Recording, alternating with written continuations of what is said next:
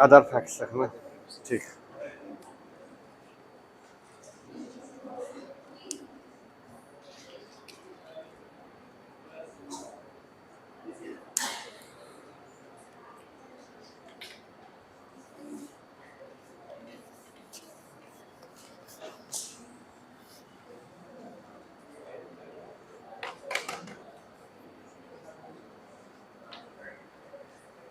ठीक है, last class question दिए थे, कुछ बना था?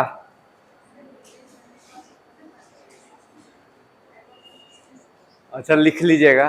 3 क्वेश्चन दिए थे, मतलब उस दिन ही बताया था कि मिला जुला के सारांश से क्या आएगा, लिखना आपको वही है, थोड़ा सा खाली अंतर अपना लैंग्वेज में होना चाहिए तो हो जाएगा। और भी 2-3 उसी तरह से हम क्वेश्चन अभी दे देंगे तो हो जाएगा। ऐसे ट्राई किए थे कि नहीं किए थे? कोई नहीं किया ट्राई, ये तो किए हैं। और हाँ, एक ही क्वेश्चन, ठीक है, धीरे धीरे हो जाएगा, एक ही दिन में सब मत कीजिए।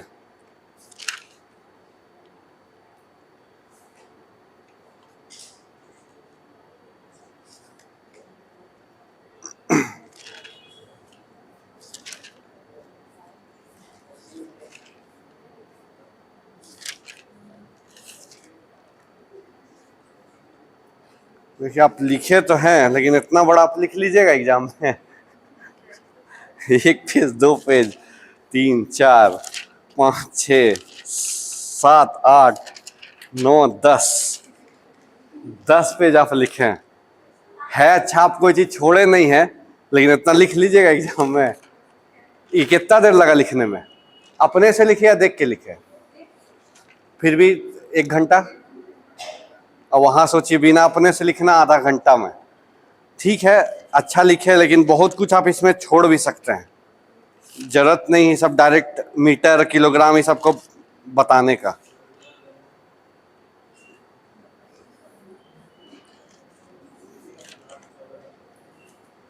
ये सब ना आप छोड़ सकते हैं, ये सब का कोई दरकार नहीं। और किलोग्राम मीटर किसको बोलते हैं उसको भी छोड़ दीजिए, नहीं उसको मत लिखिए, यहाँ तक लिखिए, ठीक है। ठीक है, इसे अच्छा है, आप लिखे भी अच्छा है, लेकिन बहुत लंबा हो गया। और कोई ट्राई किया है?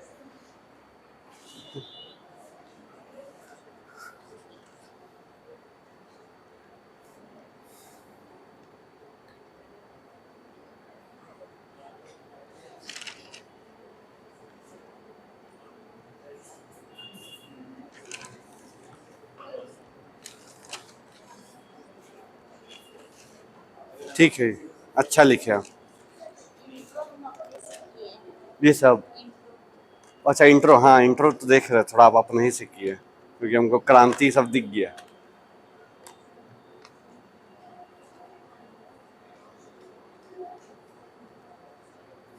ठीक है, आप सही लिखे।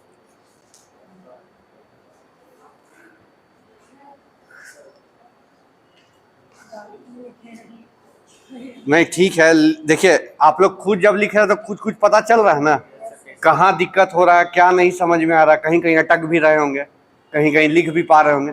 बस यही है मेंस, इसीलिए बोलते हैं जितना जल्दी आप लिखना शुरू कीजिएगा उतना जल्दी सीख जाइएगा, क्योंकि पता चलिए आपको लिखना क्या है। और इस टॉपिक में शुरू से बताए कि कोई भी सवाल आए घूम फिर के आपको लिखना एक ही चीज है, बस शुरू का स्टार्टिंग थोड़ा इंट्रोडक्शन आपका अलग होगा, और क्वेश्चन का जैसा डिमांड है उस डिमांड जैसा थोड़ा फ्रेमिंग अलग होगा। बस जैसे अगर तुलनात्मक अध्ययन बोला तो ज्यादा आप फोकस कीजिए तीनों को तुलना दिखाने में, जितना ज्यादा तीनों का कंपैरिजन दिखाएंगे उतना आपको फायदा है। शुरू में आप थोड़ा सा लिख दीजिए इंट्रोडक्शन, फिर तुरंत तुलना दिखा दीजिए, उसमें थोड़ा तुलना वाला कंपैरिजन चार्ट बना दीजिए तो ज्यादा अच्छा है लास्ट में, ताकि देख के डायरेक्ट एग्जामिनर समझ जाए।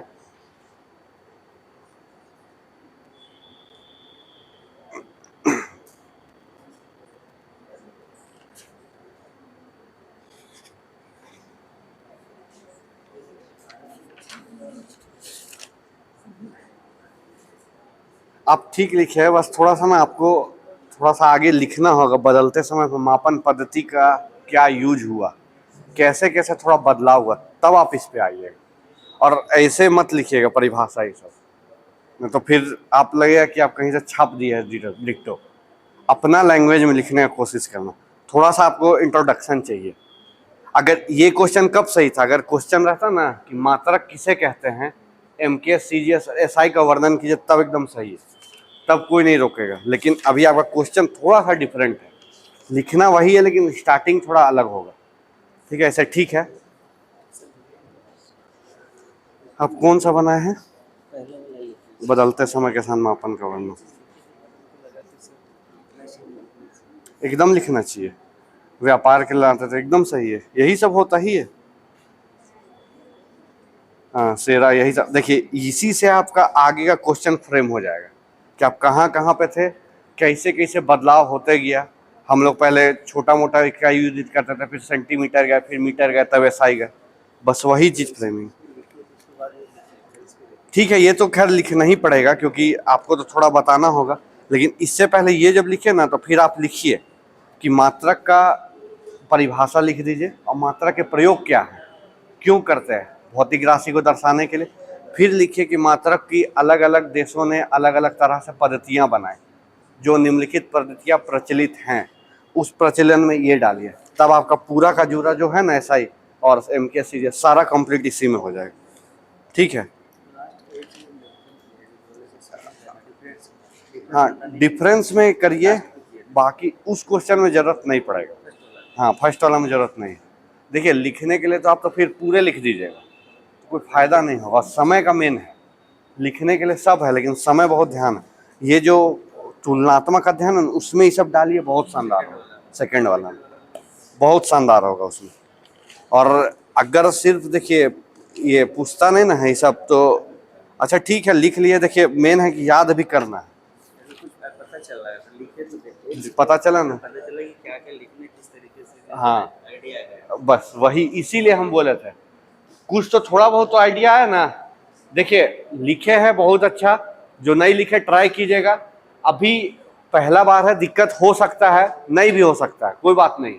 देख के लिखे वो भी बहुत अच्छा है, एक बार देख के लिखिएगा। तो हम पहले भी बोले थे, आज भी बोल रहे हैं कि इस टॉपिक में दोबारा आपको मेहनत करने का जरूरत नहीं पड़ेगा। आप सिर्फ एग्जाम का 2-3 दिन पहले खाली एक बार कॉपी खोलिएगा, सब समझ में आ जाएगा। इसमें मेहनत नहीं करना पड़ेगा क्योंकि इसमें मेहनत लायक कुछ नहीं है। जो है बस आपका लैंग्वेज होगा, उसके अलावा कुछ नहीं होगा। और दूसरा चीज है लिखने का बहुत है, डिपेंड करेगा आप याद कितना। जैसे आप लिखे अच्छा, अब पूरा याद करना उसको बहुत कठिन है। ठीक है, अपना लैंग्वेज वाला लिख लीजिएगा, लेकिन जो डेफिनेशन है ना मीटर, केजी, सेकेंड, इसको एग्जैक्ट याद करना, याद करके एग्जाम में टाइम के अकॉर्डिंग लिखना है। नहीं तो पता चला आप यही क्वेश्चन, क्योंकि पहला क्वेश्चन आएगा फिजिक्स से, एग्जाम में पहला क्वेश्चन फिजिक्स से आएगा। फिजिक्स में आप दे दिए 1 घंटा, ठीक, बच गया आपका 4 क्वेश्चन। 4 क्वेश्चन को बनाना होगा तुरंत।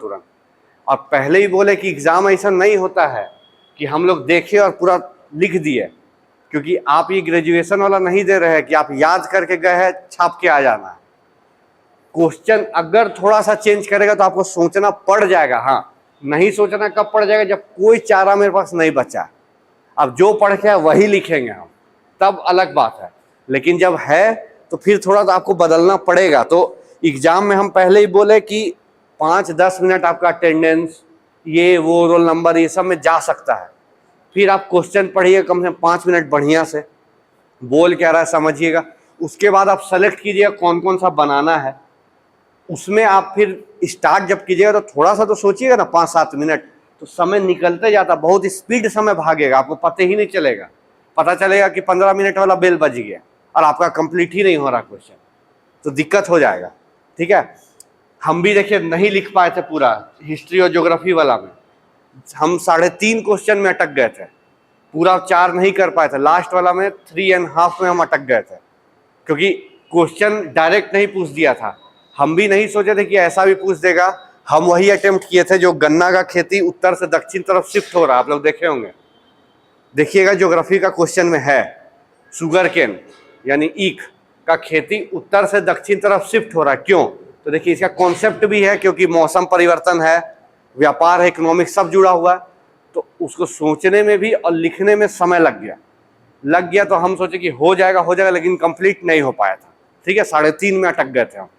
तो इसलिए 4 कम से कम कंप्लीट कीजिएगा, तब पूरा मार्किंग होगा।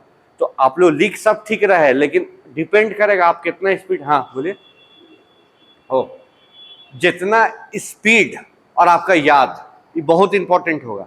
ठीक है, अभी प्रैक्टिस के लिए आप लोग लिखिए, जितना लिख सकते लिख लीजिए, लेकिन फिर जब एक बार अच्छा से कर लीजिए तो एक बार अपने से बैठिएगा बनाने के लिए, और टाइम सिर्फ आधा घंटा रखिएगा। आधा घंटा ज़्यादा नहीं, आधा घंटा ज़्यादा रखिएगा दिक्कत होगा। अभी जब आधा घंटा में लिख पाइएगा, तब हो सकता है एग्जाम हॉल में वो 45 मिनट चल जाए, क्योंकि क्वेश्चन कोई नहीं जानता कैसा आएगा। और अगर आप जानते हैं सब कुछ तो लिखिएगा, अच्छा ही है, लेकिन नहीं जानते तो फिर सटीक बनाने के लिए अभी से अपना लैंग्वेज को उस तरह कमांड करना होगा कि कैसे लिखे। और सब चीज़ कोशिश कीजिए नहीं लिखने का, नहीं तो लिखिएगा, कोई दिक्कत नहीं है, सब समय का खेल है। 1-1.25 घंटा एक क्वेश्चन में लग जाएगा, फिर दिक्कत हो जाएगा। फिर जो एग्जामिनर है ना, वो सीधा समझ जाएगा कि ये सिर्फ फिजिक्स पढ़ के आया है, फिजिक्स का क्वेश्चन कोई 10 पेज लिखा है, बाकी सब क्वेश्चन को 3-3 पेज में समझा दिया, वो समझ जाएगा। तो फिर आपका मार्किंग बहुत कम कर देगा। तो इसलिए सारा क्वेश्चन को समान वेटेज दीजिए, और कोशिश कीजिए कि एक अगर 6 पेज लिखे हैं तो सब कम से कम 5.5, 6, 6.5 यही एवरेज चले। ऐसा नहीं कि पहला क्वेश्चन 10 लिख दिए, दूसरा क्वेश्चन 3 पेज, तो फिर मतलब समझ रहे हैं ना, एक इमेज खराब हो जाएगा कि जो भी स्टूडेंट है, कैंडिडेट है, वो एक ही टॉपिक पढ़ के आया, तो दिक्कत होगा, फिर मार्किंग अच्छा नहीं होगा। इसीलिए जो भी लिख रहे हैं ठीक है लिखिए, लेकिन अपना पहले कैपेबिलिटी समझ लीजिए। हम एग्जाम में ये क्वेश्चन सक पाएंगे कि नहीं, उसी तरह सारा में देख लीजिए। अगर हिस्ट्री है तो हिस्ट्री में आपको 4 पोर्शन में से 2 बनाना है, तो 2 अभी डिसाइड कर लीजिए। नहीं तो अगर कोई सोचेगा ना एडमिट कार्ड निकलेगा तब डिसाइड करेंगे, फिर दिक्कत हो जाएगा। पढ़ना देखिए सब है, जो आपका स्ट्रॉन्ग पोर्शन है उसको फोकस कीजिए, उसी को पकड़ के चलिए, नहीं तो फिर एक साथ बहुत प्रेशर हो जाएगा, बहुत ज़्यादा समझ ही में नहीं आएगा, क्या पढ़े ही पढ़े कि ये छोड़े। और फिर आपको लगेगा कि अच्छा ठीक है ना, पलट लेते हैं, लिख लेंगे। नहीं होगा, लिख लेंगे। आप लोग बहुत जन गौर कीजिएगा, पीटी में भी आप लोग सोचते होंगे अरे तो याद है बना लेंगे, लेकिन जब एग्जाम जाते तो बनता है, नहीं बनता है, कारण प्रैक्टिस नहीं हो पाता है। और हम लोग सोचते हैं कि हम लोग का माइंड पढ़ा है, 5 मिनट देख लिए तो याद रहेगा। जरूरी नहीं है सबका एक जैसा हो, बहुत जन 5 मिनट के बाद उसको याद रख सकता है, लेकिन सबका बस का बात नहीं होता। आप जब देखिएगा तो आपको लगेगा अरे तो याद है, और जैसे एग्जाम में जाइएगा तो भूल जाइएगा कि अरे था क्या। सीधा पूछ देगा गांधी इरविन समझौता किस साल हुआ, अब आप कंफ्यूज कर जाएगा 1930 हुआ कि 31 हुआ कि 32 हुआ, क्योंकि गोलमेज सम्मेलन 32-31 में 2 हो गया, तो उसमें गांधी इरविन का अच्छा पहला स्टार्ट हो गया 1930 में दिसंबर में, तो कन्फ्यूजन हो गया। अब आप अगर थोड़ा सा भी ऊपर पढ़े हैं तो आप निश्चित गलत कर दीजिएगा, आप 30 मार दीजिएगा, 32 से मार दीजिएगा, तो कन्फ्यूजन हो जाता है। इसीलिए बोल रहे हैं कि जो भी लिखिए पहले अपने आप को जरूर एक बार आंक लीजिए कि हम याद कितना कर पाएंगे और लिख कितना कर पाएंगे। और नहीं हो रहा है कोई टेंशन नहीं है, 4 टॉपिक है फिजिक्स में, 4 में से कम 3 कीजिए, एक छोड़ भी दीजिएगा चल जाएगा, लेकिन 3 करके इसलिए बोल रहे हैं क्योंकि 2 में रिस्क हो जाएगा कि अगर आप जो 2 पढ़ के गए वो 2 नहीं आया, तब तो फिर कोई चारा ही नहीं बचेगा ना। तो इसलिए 3 करिए तो एकदम पक्का एक हो तो भिड़ जाएगा, क्योंकि 4 ही टॉपिक पढ़ना है।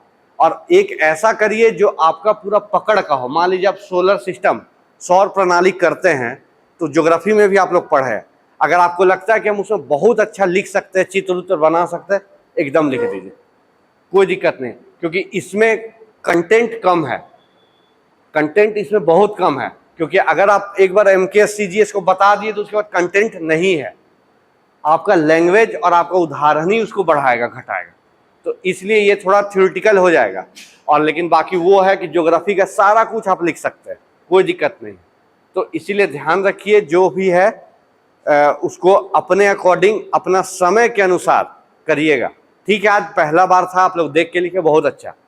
सेकेंड वाला कोई कोशिश कीजिए, थर्ड वाला के लिए, और 70% एक ही चीज लिखाएगा, CGS MKS SI, चाहे वो कोई सा भी क्वेश्चन इस टॉपिक से पूछ दे, खाली जो 30% डिफरेंस होगा वो अपना लैंग्वेज और क्वेश्चन का डिमांड, बस, उसके अलावा कुछ नहीं।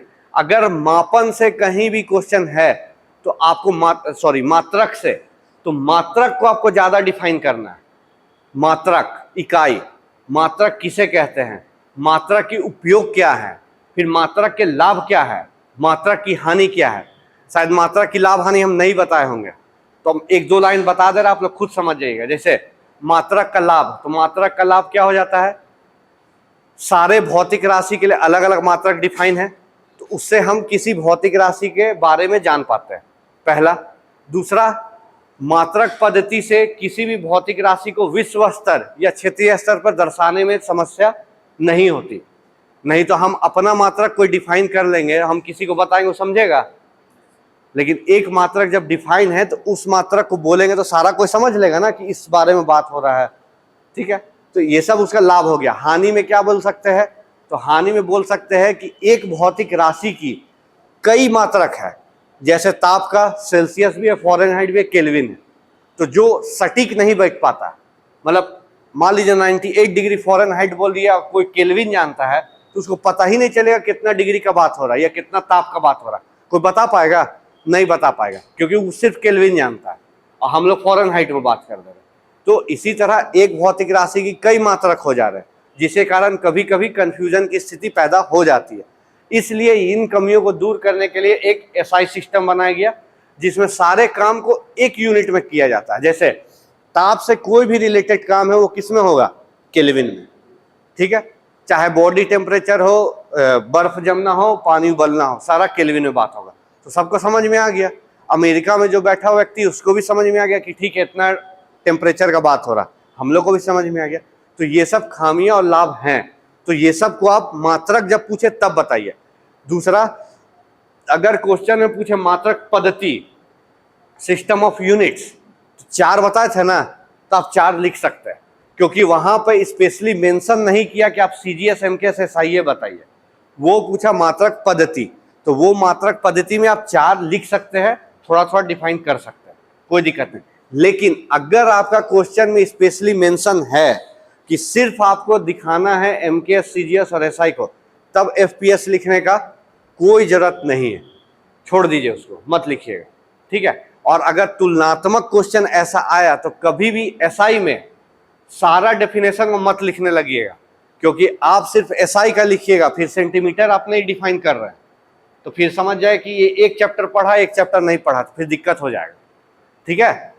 क्या बोले कि जब तक नहीं तुलनात्मक यानी कंपैरिजन वाला क्वेश्चन में कोशिश कीजिए कि सारा को डिफाइन ना करें, क्योंकि आप डिफाइन कर रहे सिर्फ एक सिस्टम को, सबका यूनिट को डिफाइन किए, ग्राम को डिफाइन किए नहीं किए, तो फिर दिक्कत हो जाएगा। फिर समझ जाएगा चाहिए एक पोर्शन मजबूत है इसका, 2 पोर्शन नहीं है, तब वो लिखिए जब आपको ग्राम भी आप डिफाइन कर पा रहे हैं, सेंटीमीटर भी डिफाइन कर पा रहे, तब आप कर दीजिए, नहीं तो मत कीजिए।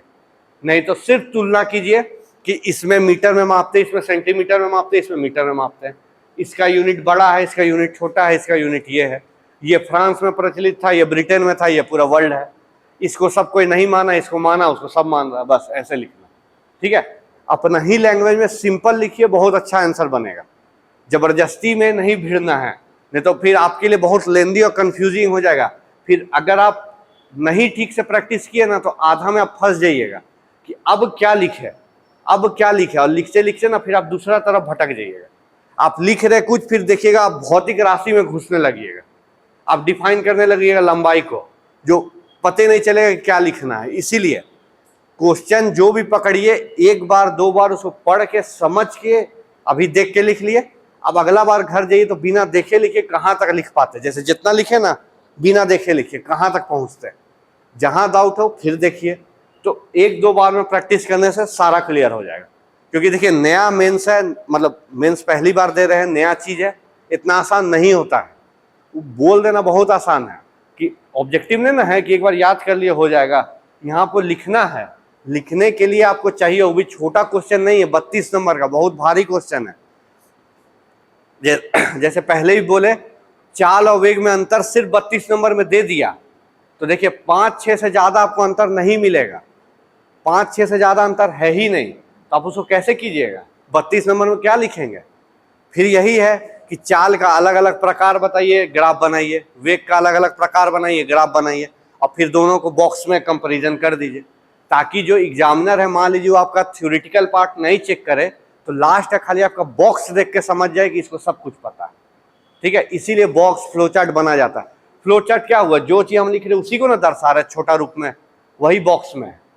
ठीक है, तो कोशिश कीजिए यही चीज कि जो पूछा हुआ और जो शक पाइए उस पर कमांड कीजिए। जबरदस्ती में फंसने से कोई फायदा नहीं है। फंसिएगा, एग्जाम पास करके नौकरी लेना है। पहले ही बोले विशेषज्ञ नहीं बनना। आप ऐसा लिखिए कि जो आप पास करा दे आपको, बस, और कोई ध्येय मत रखिए। जब अगर विशेषज्ञ बनना होगा तो नौकरी लेने के बाद पीएचडी करते रहिएगा, कोई नहीं रोकेगा।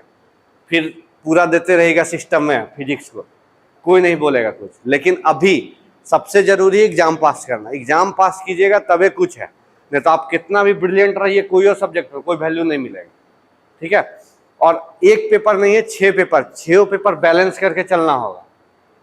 ऐसा नहीं हो पाएगा कि आप एक स्ट्रॉन्ग कर लीजिएगा, दूसरा में मान लीजिए आपका 50 नंबर आया, तो फिर बहुत कम मार्किंग हो जाएगा। ठीक है, किसी किसी का स्ट्रांग होता तो उसमें कोशिश तो जरूर किया जाएगा कि 200 में 180 ले आए।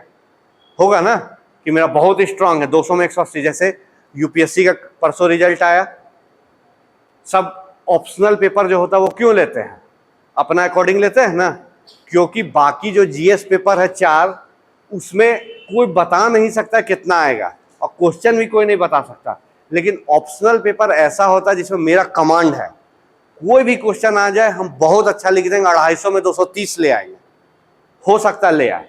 तो इसीलिए ऑप्शनल पेपर सब अपने अकॉर्डिंग चुनता है कि 500 में 450 पहुंच जाए, और बाकी जीएस में 100 नंबर भी आए तो 800 तक आए, सिलेक्शन हो जाता है। 50% में सिलेक्शन हो जाता है आईएएस में।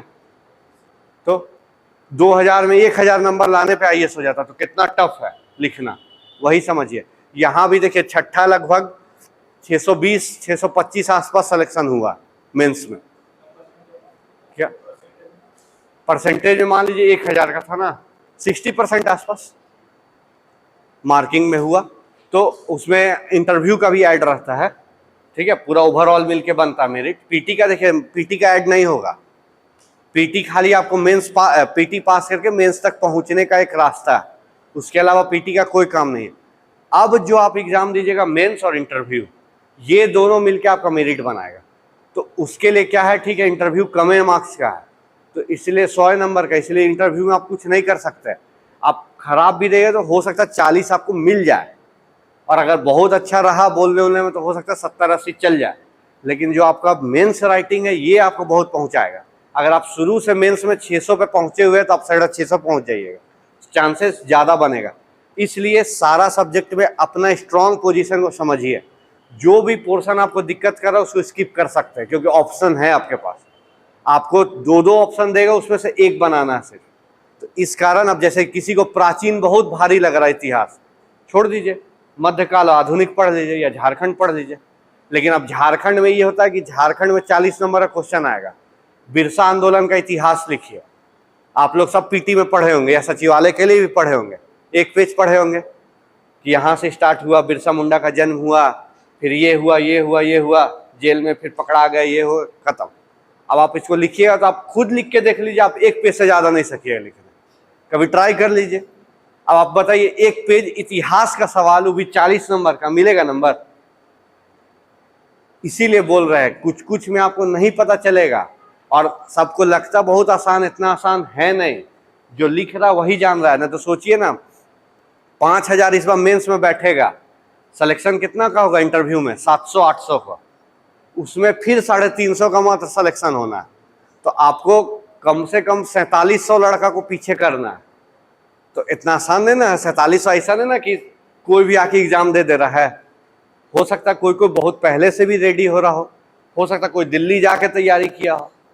ठीक है, लेकिन उससे डरना नहीं है। जो मान लीजिए 10 साल से तैयारी कर रहा है तो 10 साल से काहे कर रहा, काहे नहीं हुआ उसका, अभी भी तैयारी कर रहा, हो सकता है तैयारी करते करते एजे खत्म हो जाए, सिलेक्शन ना हो, ये भी चांसेस है। देखते नहीं यूपीएससी में 6ठा-7वां अटेम्प्ट में किसी किसी का हो पा रहा, किसी किसी का नहीं होता है। तो ऐसा नहीं सोच रहा कि वो बहुत दिन से पढ़ रहा है तो हमसे ज्यादा, कुछ नहीं।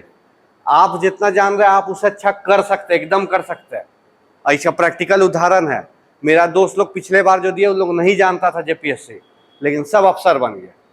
सब थोड़ा सा पढ़ा लेकिन स्मार्टली पढ़ा, सब बन गए, कोई दिक्कत नहीं हुआ। इसीलिए कभी दिमाग में ही मत लाइएगा कि कोई हमको हरा देगा, ऐसा नहीं है। आप भी उतने मजबूत है। अच्छा, जो स्थिति आपका पीटी समय हुआ था सबका वही था, सबके लिए 1 महीना समय था, किसी के लिए 2 साल नहीं मिला था। हाँ, पहले से जो रेडी कर रहा है उसको थोड़ा बहुत आइडिया था, लेकिन ऐसा नहीं हो सकता यहाँ से भी कोई 140 145 नंबर लाएगा। तो इसीलिए ऐसा कभी नहीं सोचिएगा कि वो ज्यादा पढ़ा है ज्यादा जानता है, सब आप पर है। अभी भी समय, आराम से एक एक दिन में एक एक क्वेश्चन कीजिए, सब कंप्लीट होगा, कुछ नहीं रोकेगा। तो इसीलिए अपना अनुसार एक बार देख लीजिए और फिर कीजिए। तो हम ऐसा करते हैं, क्वेश्चन आप लोग को लिखवा देते हैं, ठीक है। अब उसी से मिलता जुलता कीजिएगा, थोड़ा बहुत अपने से जोड़ दीजिएगा, घटा भी सकते हैं। हम ये नहीं बोलेंगे कि हम जो लिखवा रहे हैं ये 100% है कि वहां जाएंगे तो हमको नंबर ही नंबर मिल जाएगा।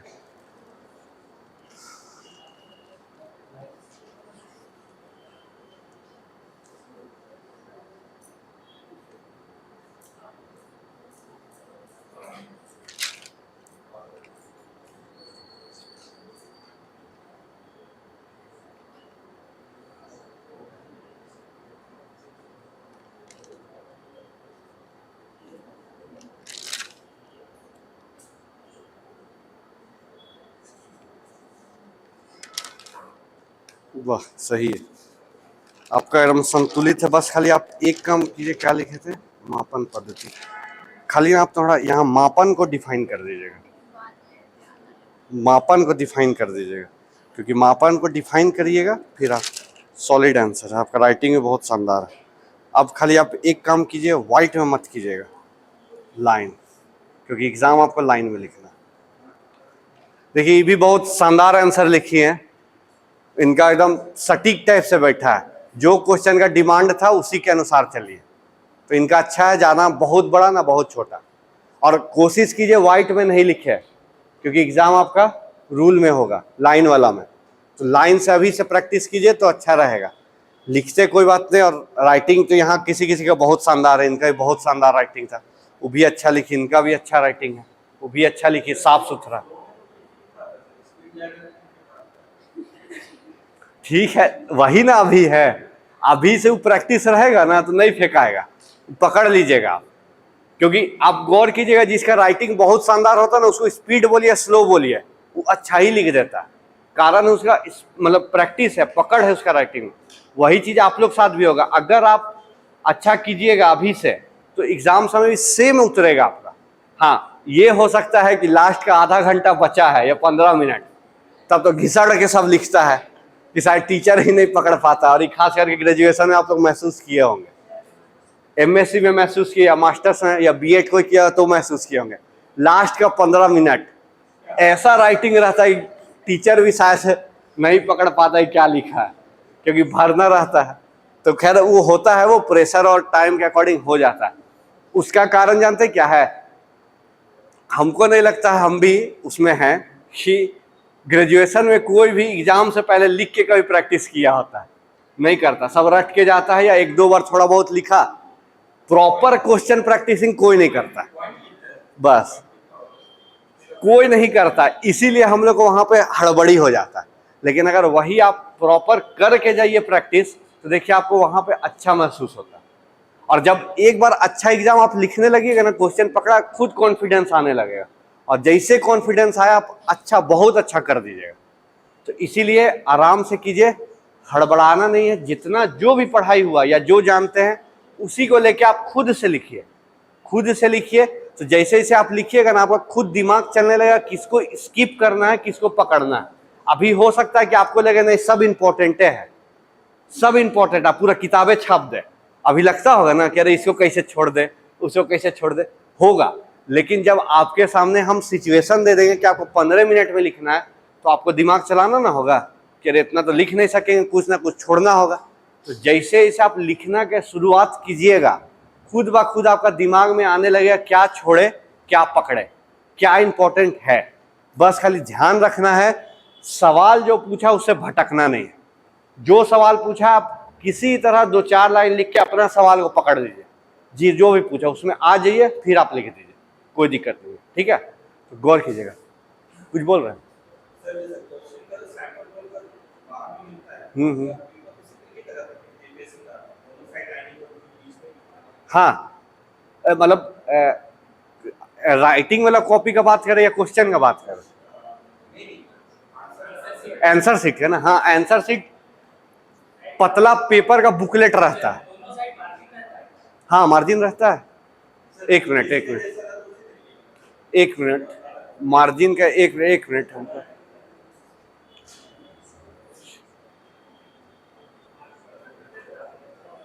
है क्या, क्योंकि हमको मार्जिन का एग्जैक्ट एकदम याद नहीं आ रहा है। देखिए होता क्या है ना, ये पेज है, ऐसा ही पेज रहेगा, थोड़ा सा छोटा रहता है, एक स्टेपलर मारा हुआ रहता है, उसमें टोटल शायद 48 या कुछ पेज रहता है, ठीक है। वो स्टेपलर मारा रहेगा, पहला पेपर में पहला पेज में आपका नाम पता, फिर सेकंड वाला पेज में बोलता ना लिखे, और थर्ड पेज से स्टार्ट होता है। जैसे ये नाम पता हो गया, यहाँ पे बोलता ना लिखे और यहाँ से स्टार्ट कीजिए। मार्जिन रहता है ऊपर भी और नीचे भी, आपको खींचना नहीं पड़ेगा। ऊपर वाला तो बना हुआ रहता है, इतना तो याद है, नीचे वाला इधर साइड वाला शायद खींचे थे। अच्छा हम देख लेंगे, अभी जो 7वां लिखा था ना उन लोग से हम पूछ लेंगे, उन लोग को याद होगा, ठीक है। लेकिन रूल होता है ई कन्फर्म है, छोटा छोटा रहता है, वो वाइट रहता है।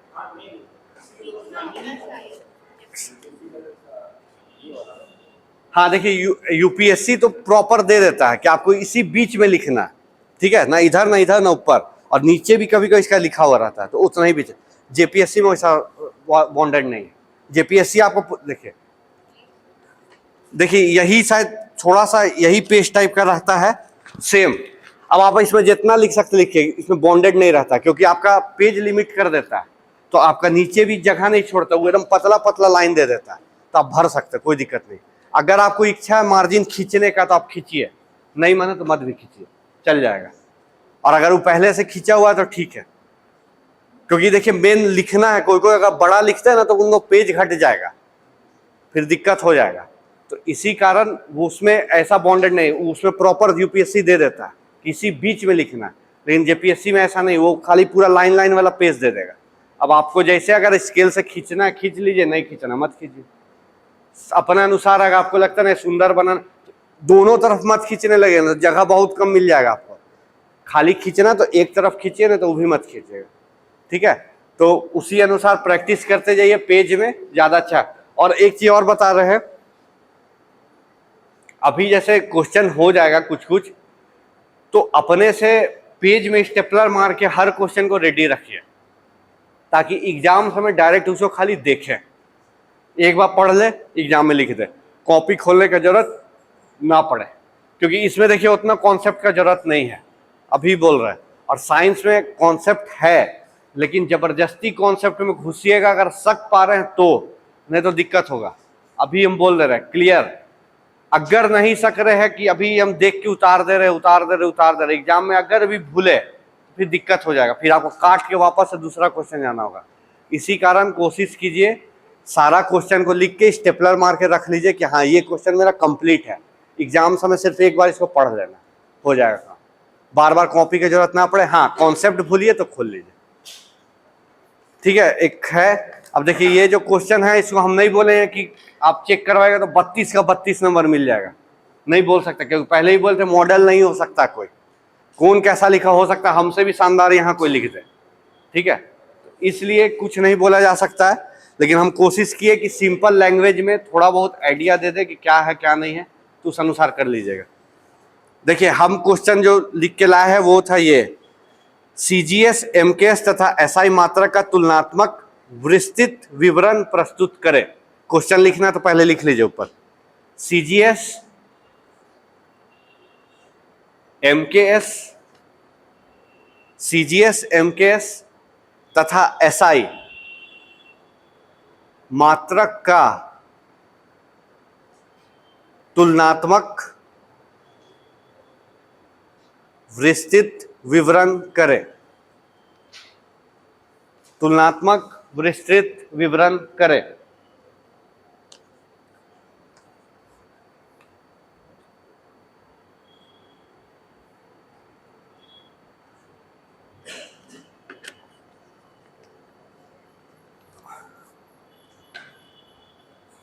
एक बार क्वेश्चन आप लोग सब पढ़िए, क्या क्वेश्चन है। ठीक है। अब इस क्वेश्चन में आप समझ लीजिए मेन पॉइंट क्या बोल दिया है, तुलनात्मक कंपैरिजन। आपको अब कंपैरिजन पे बात करना। उसके बाद इसमें तीन का तीनों चीज बोल दिया, सीजीएस, एमकेएस, एसआई, ठीक है। अब मान लीजिए एग्जाम में आप सब भूल गए, आपको पता ही नहीं चल रहा है, कोई उपाय नहीं है, तो फिर क्या है, खाली चार्ट बनाइए, तीनों का अंतर लिख दीजिए, खत्म, कोई उपाय नहीं। और अगर आपको लग रहा है नहीं थोड़ा बहुत हम लिख सकते हैं, तब आप स्टार्ट कीजिए, पहले थोड़ा सीजीएस को बताइए, एमकेएस को बताइए, एसआई को बताइए, और फिर तुलना कर दीजिए। अब इस क्वेश्चन में कभी भी मत लिखिएगा मीटर किसे कहते हैं, किलोग्राम किसे कहते हैं, सेकंड किसे कहते हैं। क्वेश्चन का वो डिमांड नहीं है, फिर आप फंस जाइए, क्योंकि यहाँ तुलना बोल दिया। अगर सिर्फ तुलना हटा के विस्तृत अध्ययन लिख देता तब आप उसको कर सकते थे, ठीक है। लेकिन यहाँ जरूरत नहीं है, वो जबरदस्ती का पेच खाएगा। अगर आपको लग रहा है कि अरे समय है, मान लीजिए 10 मिनट में इतना लिख दिए, समय है, मन कर रहा है, लिख दीजिए, लिख दीजिए, कोई दिक्कत नहीं है, लेकिन फायदा नहीं है। वो मार्किंग आपको इतने में समझ जाएगा कि करना है, उसके बाद वो समझ जाए कि ये जबरदस्ती में है। ठीक है, अगर टीचर थोड़ा ठीक रहा कि लड़का मेहनत किया दे देगा, नहीं तो जरूरत नहीं है। और वो खाली बोलने पर लगता है, जब लिखिएगा तो और प्रेशर हो जाता है। एग्जाम का प्रेशर अलग, लिखने का प्रेशर अच्छा, भूलने का प्रेशर अलग। जब उस समय लग रही तो भूल गए, अब क्या करेंगे, होता है ना एग्जाम में, होगा ही। तो इसीलिए अभी से रेडी रह के अपने अनुसार करिएगा। क्वेश्चन समझ में आ गया, किस बात पे बेसिक है। अगर मान लीजिए ऐसा क्वेश्चन है तो कभी नहीं कि सीधा एकदम लिखना शुरू कर दिया सीजीएस, एमकेएस, एसआई। थोड़ा सा इंट्रोडक्शन पार्ट लिखना पड़ेगा। इंट्रोडक्शन पार्ट नहीं लिखिएगा तो वो समझ जाएगा कि ये अपने से नहीं लिखता है, सिर्फ बुक का या किसी नोट्स का छाप दिया, ठीक है। अगर मार्केट में अगर क्वेश्चन वाइज वाला अगर नोट्स मिलता होगा तो उसमें शायद देगा डिटेल। अगर क्वेश्चन वाइज वाला नोट समझ रहे हैं कि एक क्वेश्चन लिख के उसको डील किया, सेकेंड क्वेश्चन लिख के डील किया, वो एक नोट्स अलग होता है। और एक नोट्स आता है जिसमें सिर्फ टॉपिक को डील किया जाता है, वो अलग होता है, ठीक है। तो दोनों में अंतर हो जाता है। तो अंतर होने से यही हो जाता है कि अब क्वेश्चन चूंकि यहाँ तो लिमिट है, इसमें से यही 4-5 घुमा फिरा के देगा, ज़्यादा तो दे नहीं सकता है, इसीलिए क्वेश्चन डील हो जाता है। लेकिन अगर इसमें सिर्फ मैकेनिक्स का बात कर रहे हैं, यांत्रिकी, तो बहुत बड़ा, उसमें क्वेश्चन 10-12 को बन जाएगा, तो आप पकड़ नहीं पाइएगा। आप पढ़ के गए कुछ और क्वेश्चन आ कुछ गया तो दिक्कत। इसीलिए कॉन्सेप्ट समझना साइंस में जरूरी हो जाता है। आप अगर कॉन्सेप्ट समझ लिए तो अपने से कोई सा भी आप डील कर दीजिएगा आराम से, कोई नहीं रोकेगा। लेकिन अगर नहीं जानते हैं तो फंस जाइए, क्योंकि हम बोले थे ना सेकेंड वाला टॉपिक में 10 गो छोटा छोटा टॉपिक है ना, चाल, वेग, द्रव्यमान, गुरुत्व। हो सकता है 32 नंबर में यही क्वेश्चन दे दे, 10 को लिख दे परिभाषित कर। 3-3 नंबर का होगा ना, एक 10 या 30 नंबर, और 1-2 नंबर ऐसा ही जोड़ देगा, तो हो सकता है दे दे।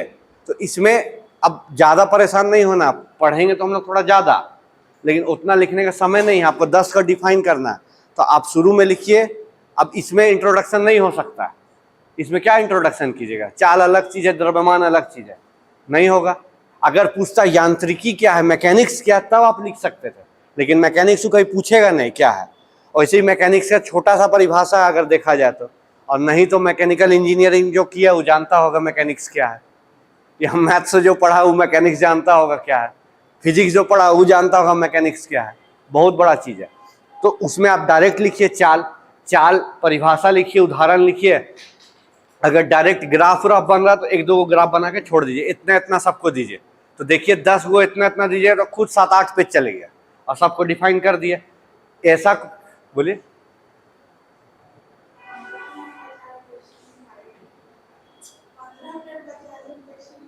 वो लिखा जाएगा, ज्यादा नहीं, 3 पेज है, तुरंत लिखा जाएगा। तो उसमें क्या होता है ना कि आपका 6 पेज डायरेक्ट, उसमें आपका नंबर मिलेगा आपका उदाहरण पे। आप जितना सॉलिड उदाहरण दीजिएगा ना, आपका नंबर उतना ही मिलेगा, क्योंकि जो डेफिनेशन है वो सब पढ़ के आया। हो सकता है 50% लोग एक ही बुक से रट के गया हो, लूसेंट है तो लूसेंटे से पढ़ के गया हो, तो सबका तो एक ही आंसर हो जाएगा। लेकिन अंतर उसमें करने के लिए आपको अपना एग्जाम्पल डालना होगा, थोड़ा ग्राफ व्राफ बनाना होगा, तो आपका आंसर हट के होगा, नहीं तो सबका सेम हो जाएगा, ठीक है। तो ये ध्यान रखिएगा क्या पूछा क्या नहीं। तो अभी तुलनात्मक पूछा है, शुरू का थोड़ा स्टार्टिंग हम लोग बढ़ाएंगे, उसके बाद लिखेंगे। लिखिए,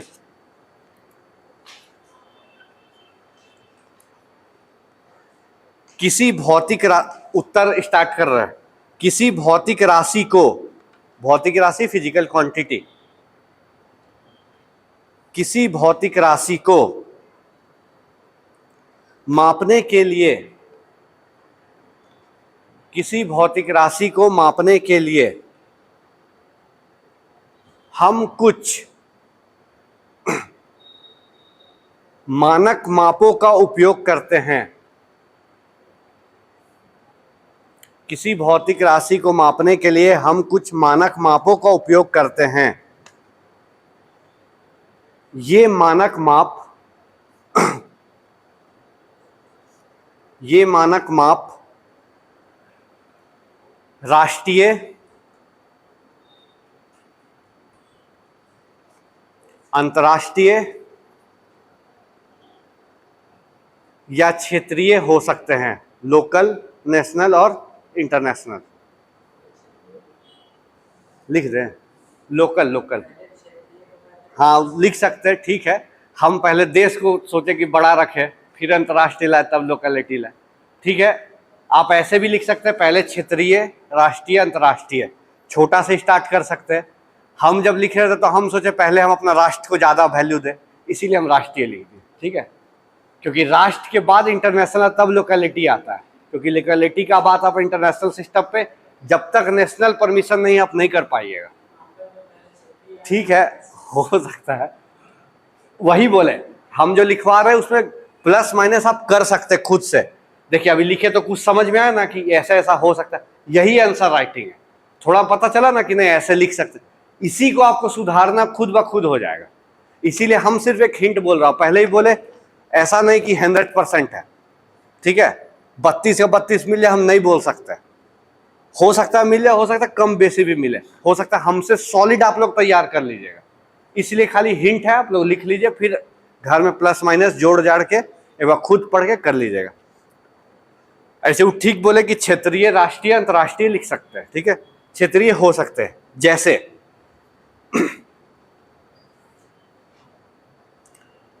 जमीन मापने के लिए, जैसे जमीन मापने के लिए फीट, यार्ड, कट्ठा, डिसमिल, बीघा, एकड़ आदि का प्रयोग करते हैं।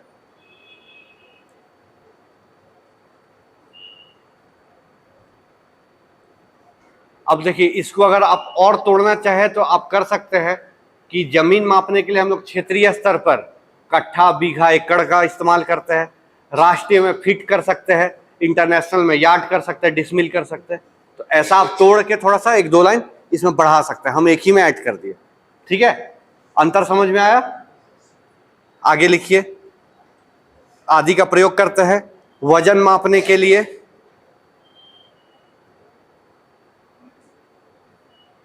कुछ लोग पत्थर, सिक्का या किसी अन्य वस्तु का प्रयोग करते हैं।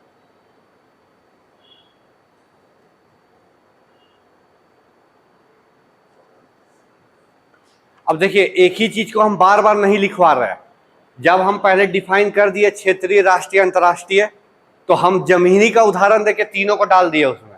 अब फिर से आप मत डालिए द्रव्यमान के। अब हम द्रव्यमान के लिए जो लिखे वो क्या लिखे है, पत्थर का प्रयोग कर देते हैं, हम यूनिट नहीं बोल रहे हैं, पत्थर। सिक्का भी बहुत जन प्रयोग कर देते हैं, 5-10 का सिक्का को बांध के तौल दिए, होता है ना छोटा छोटा चीज। तो हम एक ही चीज को बोले ना, बार बार मत लिखिए, क्योंकि आप जब कोई थोड़ा क्वालिटी वाला आर्टिकल या आंसर पढ़िएगा ना, तो उसमें एक नाउन को यूज किया ना तो उसको बार बार यूज नहीं करता।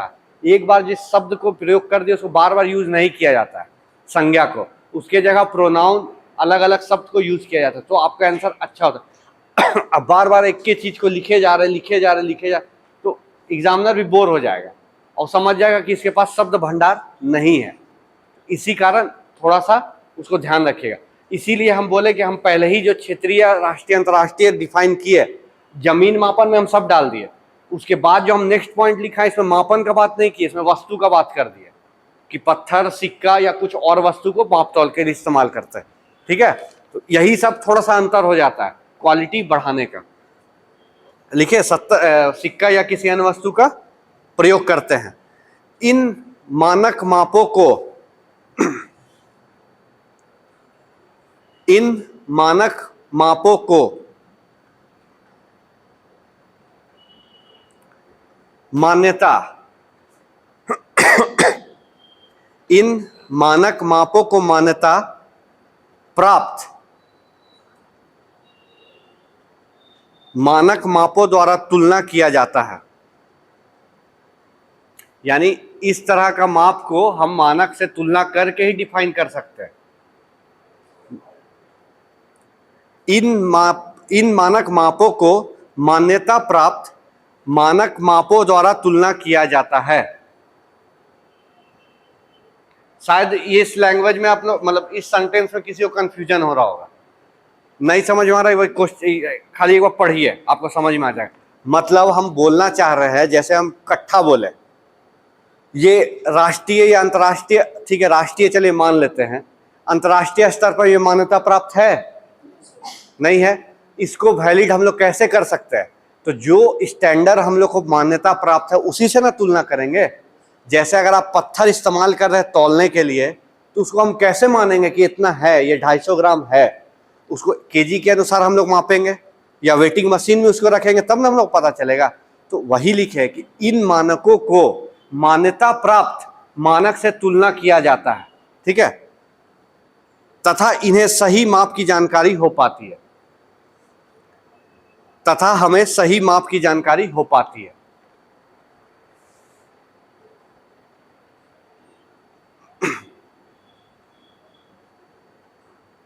तथा हमें सही माप की जानकारी हो पाती है। क्योंकि देख लीजिए, अगर पत्थर आप इस्तेमाल कर रहे हैं, आप बता सकते हैं एग्जैक्ट कितना है? नहीं। तो आप जो मान्यता प्राप्त है, यानी केजी के अकॉर्डिंग आप उस पत्थर को एवेल्युएट करिएगा क्या इतना है, तब ना आपको सही जानकारी मिला और तब लिख पाइएगा। और देखिए, क्वेश्चन के अकॉर्डिंग ही हम लोग चल रहे हैं, तुलना कीजिए। तो अब ये बीच में हम लोग एरिया का कितना सारा लिख दिए, लिखे ना, कट्ठा, बीघा, यार्ड, सब तुलने ना हो रहा है, लेकिन उसमें मान्यता प्राप्त होगा तो हम लोग पता चल जाएगा। तो इसी तरह आंसर को सोच समझ के देखते लग के लिखना है। पैराग्राफ चेंज कर दीजिए।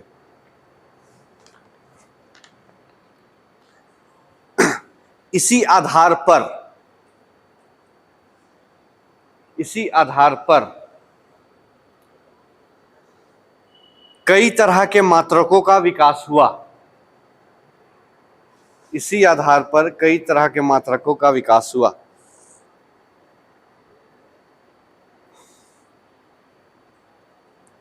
फुल स्टॉप यानी पूर्ण विराम। लोगों ने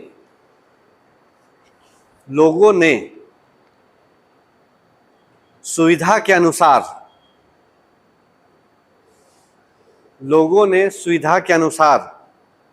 छोटे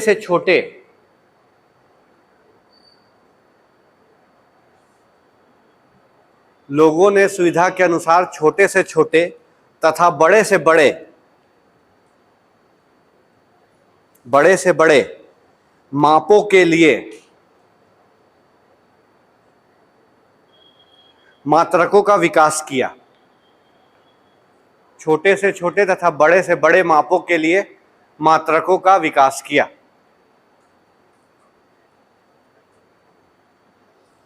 जैसे लंबाई मापने के लिए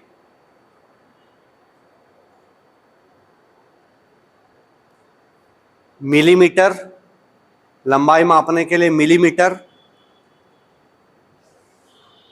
सेंटीमीटर, कॉमा देके, millimetre, comma centimetre, comma metre,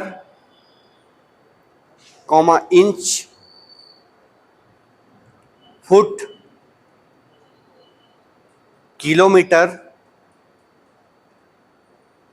प्रकाश वर्ष,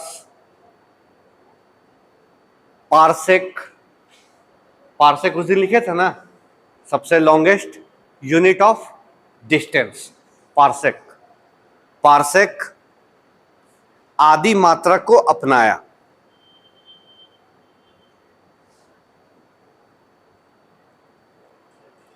जिसमें आदि मात्रक को अपनाया जिसमें प्रकाश वर्ष, पार्सेक, ग्रह तारों के बीच की दूरी को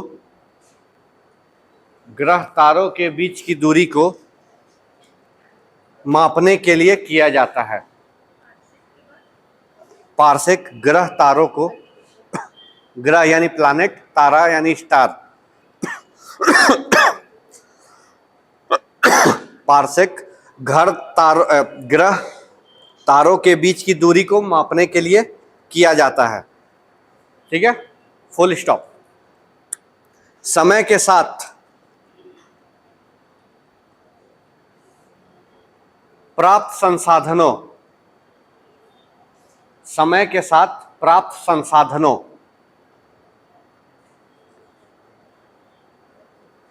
एवं आधुनिक यंत्रों, समय के साथ प्राप्त संसाधनों एवं आधुनिक यंत्रों की सहायता से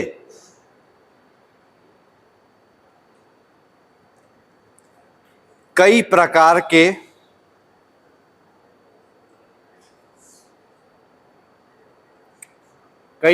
के मात्रक तथा मात्रक पद्धति का विकास हुआ। कई तरह के मात्रक तथा मात्रक पद्धति का विकास हुआ।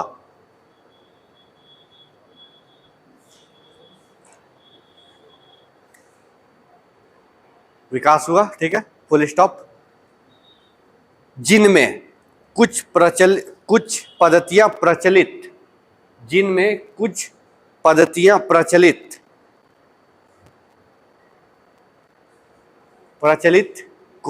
लोकप्रिय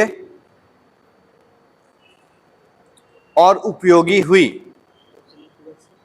प्रचलित, लोकप्रिय यानी पॉपुलर, लोकप्रिय और उपयोगी हुई तथा कुछ पद्धतियां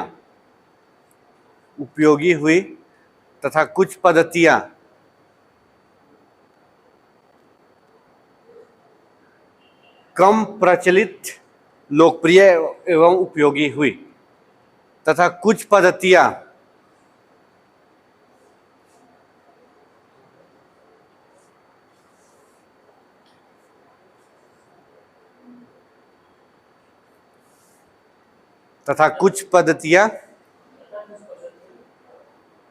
क्या, हाँ वही लिखा दो। अच्छा, ये लिखे ना, जिनमें कुछ पद्धतियां प्रचलित, लोकप्रिय और उपयोगी हुई तथा कुछ पद्धतियां कम प्रचलित, लोकप्रिय और उपयोगी हुई। कम प्रचलित, उपयोगी और लोकप्रिय हुई।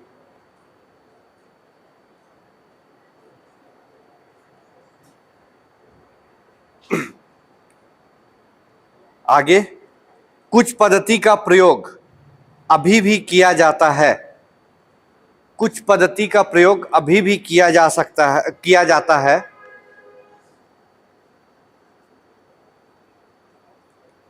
तथा कुछ पद्धतियां लगभग लुप्त हो गए हैं।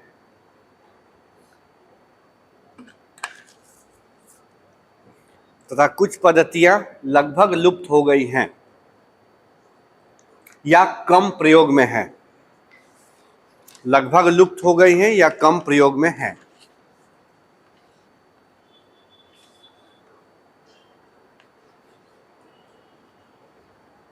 ठीक है, आगे लिख लीजिए। मुख्य रूप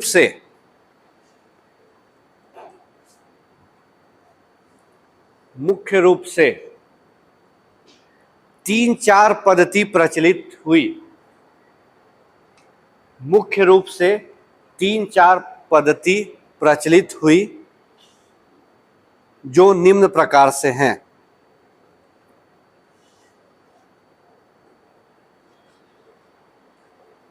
जो निम्न प्रकार से है, फॉलोइंग। लिख लीजिए, पहला सीजीएस पद्धति, दूसरा एमकेएस, तीसरा एसआई पद्धति। पहला सीजीएस पद्धति, दूसरा एमकेएस पद्धति और तीसरा एसआई पद्धति। ठीक है, अब पहला नंबर लिखिए सीजीएस पद्धति। 3 लिख लिए ना, अब लिखिए पहला सीजीएस पद्धति। लिखिए, डैश देके, मापों के मापन के लिए, मापों के मापन के लिए जर्मन गणितज्ञ, याद है नाम? क्या था नाम? Karl Friedrich Gauss. जर्मन गणितज्ञ कार्ल फ्रेडरिच, लिखवाए थे ना, गॉस ने एक पद्धति का विकास किया, ने एक पद्धति का विकास किया जिसमें उन्होंने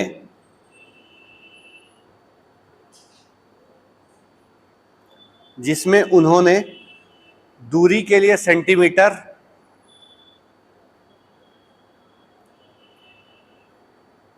दूरी के लिए सेंटीमीटर, द्रव्यमान के लिए ग्राम तथा समय के लिए सेकंड मात्रकों का प्रयोग किया।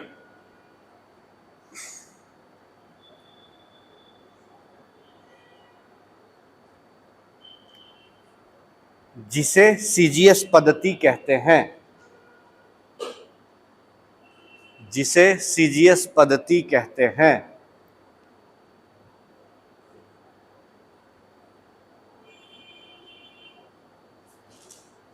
ठीक है, आगे उसी में लिख लीजिए। अगर मान लीजिए जगह थोड़ा सा है लाइन का, छोड़ के नेक्स्ट लाइन में लिखिएगा, नेक्स्ट लाइन में लिखिएगा। सीजीएस का अर्थ है, सीजीएस का अर्थ है, मीनिंग ऑफ सीजीएस क्या है?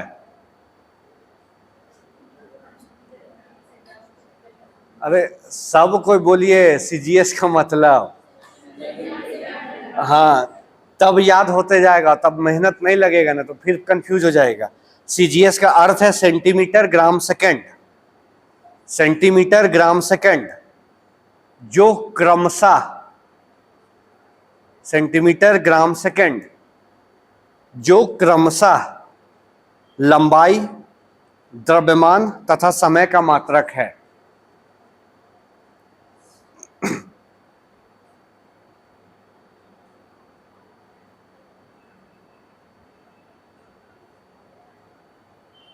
ठीक है, नेक्स्ट सेकंड एमकेएस पद्धति। सेकंड एमकेएस पद्धति, उसमें लिखिए इस पद्धति का विकास, इस पद्धति का विकास सीजीएस पद्धति की कमी को दूर करने के लिए किया गया। इस पद्धति का विकास सीजीएस पद्धति की कमी को दूर करने के लिए किया गया।